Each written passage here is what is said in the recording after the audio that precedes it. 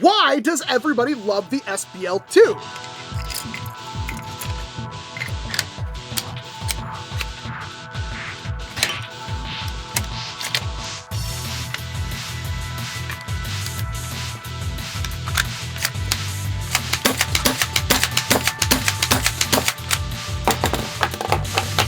Maybe that's why.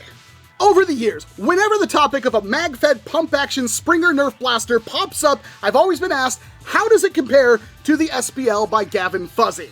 And I never got one of those. And last year, the SBL 2.0 was released, and I've been asked several times, how does whatever blaster I'm talking about compare to the SBL 2.0? And I've also been told, it doesn't matter, the SBL 2 is the best thing ever. It seems everywhere I looked, people loved the SBL 2, and I never really understood why. I had a little bit of time and experience with it when it was still kind of in beta, but now it's actually released, and people just go bonkers for it. Well, thanks to Gavin Fuzzy and a hardware restock at Ideal Foam Blasters, an authorized retailer for Gavin Fuzzy's stuff, I have my hands on the latest generation of hardware for the SBL2. Not the EX, just the original SBL2. We'll talk about the EX. And am I converted? Do I think this is the absolute best blaster of ever? Best Springer ever, number 92? No. In fact, it has one flaw built into it that I absolutely almost can't stand. And not only did I talk to a bunch of people about this blaster who have owned them, I have fired thousands of shots through it. And weeks later, I can see why people really love this thing, because it does one thing pretty much better than anything else. Gavin did customize this blaster for me, and it did come pre-built from Ideal Foam Blasters. If you want to pick one up yourself, you have to buy either a hardware kit and print the blaster out yourself, or buy the hardware kit and the printed parts. And I really hope this print quality is what everybody gets, because this is insane. I have no problem saying I think this is the highest print quality I've ever gotten from any shop. And it arrived in 3 distinct pieces. And right at the start, you can notice something about this blaster that's different from most other 3D printed blasters. A good portion of this thing is actually like machined CNC metal. I'm not talking about little guide rods and stuff like that, or even just the pusher. I mean, pretty much every important part of this blaster is made out of metal. You've got metal pieces like this that everything bolts onto, the plunger tube, the spring rest in the back of the plunger tube.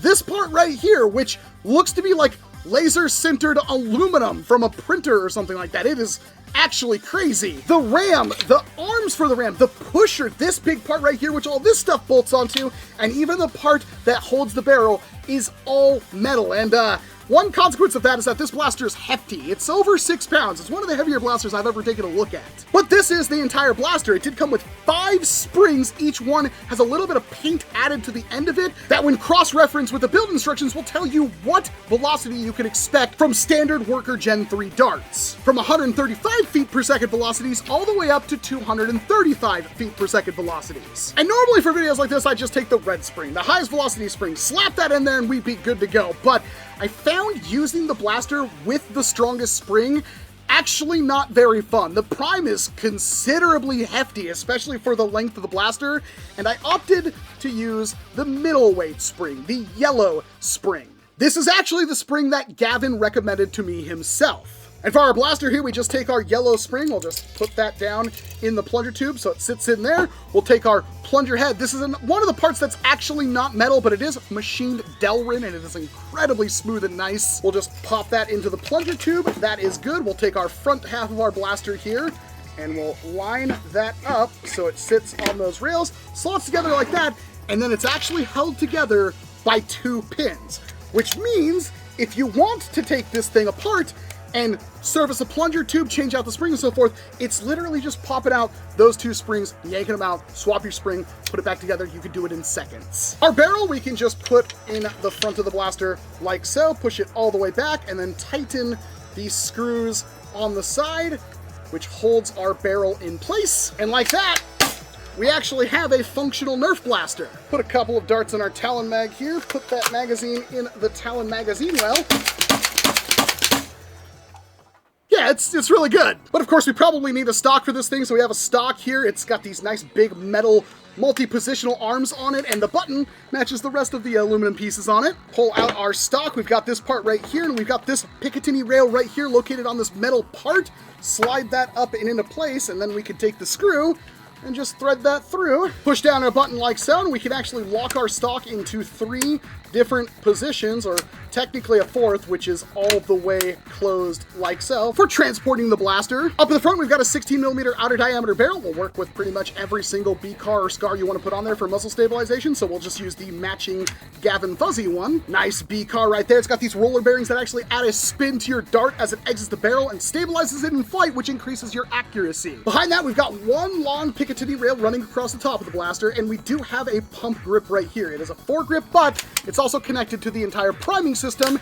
This is a Picatinny rail that you could put whatever foregrip that would fit on there, but this printed one that matches the rest of the SPL2 is pretty good. There are M-LOK slots running across this blaster as well, and right off the bat, if you don't like this look for whatever reason, you can go to places like printables.com and find a bunch of different shrouds that you could put on this thing. In fact, all the printed parts are not only cool because they can be customized color scheme-wise, which, might I add, Gavin is a fan of Kamen Rider, so he knew exactly what I liked, but also different geometries and stuff like that, which is super cool. So those of you that have a 3D printer are gonna have a fun time with this thing. Behind that, we've got our magazine well. It is a push-button mag release, and yes, if you're using the smooth Talon mags, it will effortlessly drop them. You don't need to prime your blaster or anything to load it up. It's got cutouts on the side here, so while you're using it, you can see if you're chambering a dart into your barrel or if you've run out of ammo. And the mag well is nicely flared, so it's pretty easy to guide the mag in. It's compatible with Talon magazines, and every single one I've thrown at it, I've had no issues thus far. Behind that, we've got the trigger. It is actually a pivoting trigger, which I happen to like,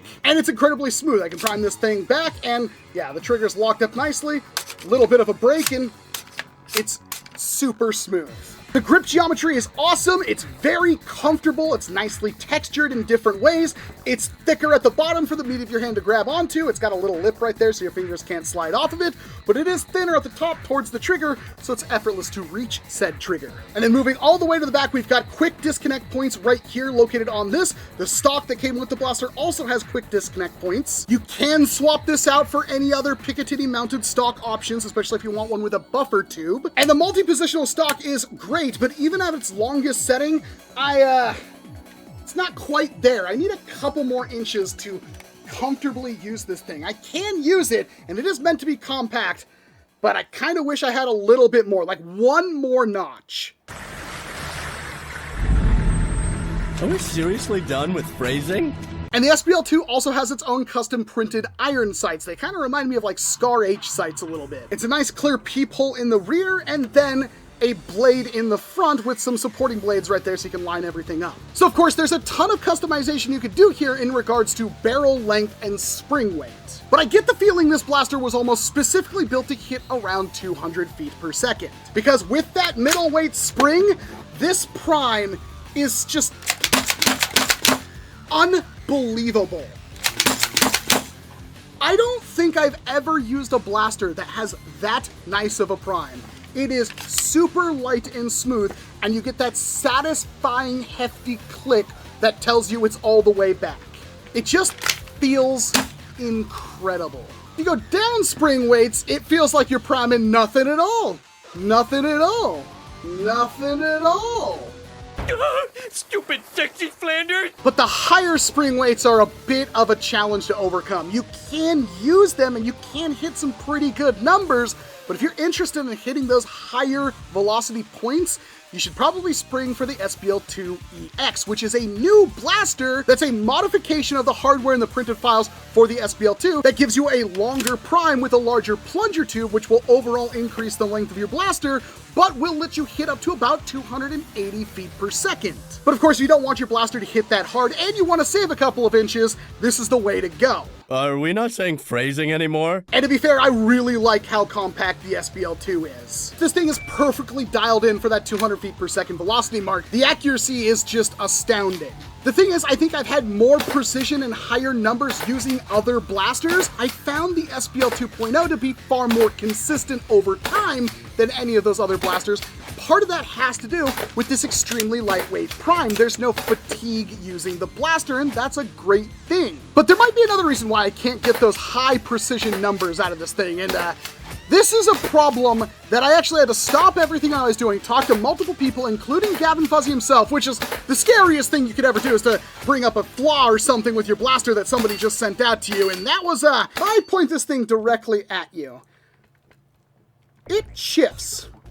It actually shifts not an insignificant amount. It's loose. The tolerances aren't quite there where these pins connect the blaster parts together. In fact, the wobble is very noticeable. It's only a few degrees, it's only a little bit, but this front pin is completely loose while the rear pin is really nice and snug. And Gavin showed me even his own personal SPL2 has this wiggle. And he described it to me because when he designed this blaster, he had lower end 3D printers in mind. But over the last couple of years, 3D printers have gotten so affordable and so precise that it's actually causing an issue with tolerances, like a hot dog down a hallway. Does this wiggle ruin the blaster? Well, obviously not, because I can still get really good numbers out of it and it still feels incredible to use. But that wiggle's a nagging annoyance that I almost just can't get over. I checked with 4 other people that own this blaster and they all said the same thing. In fact, one of them said they didn't even notice it until I brought it up. Off your point of aim ever so slightly, and that's probably why I can't have the utmost precision out of this thing, but I can have fairly consistent numbers with it.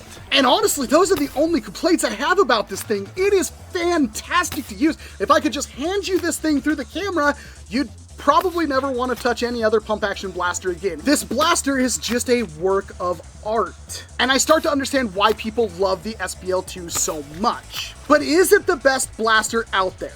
The thing that makes this stand above pretty much anything else is that absolutely beautiful prime.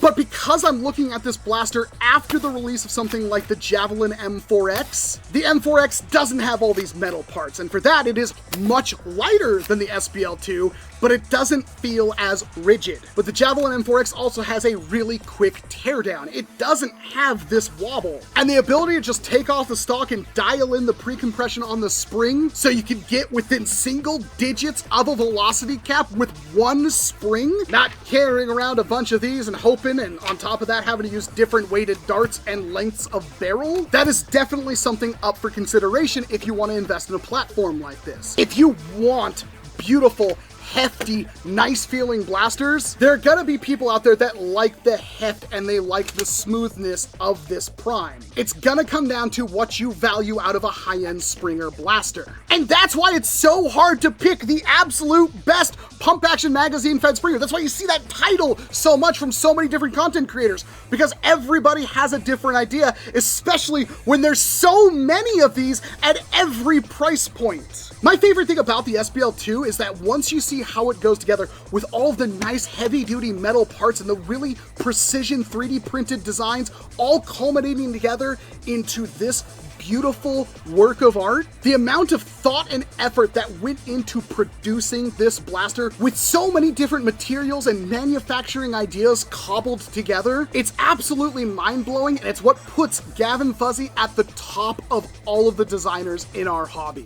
From the humble beginnings of the Spamp to the high-end flywheelers like the SBF, this is some serious next-gen NERF technology.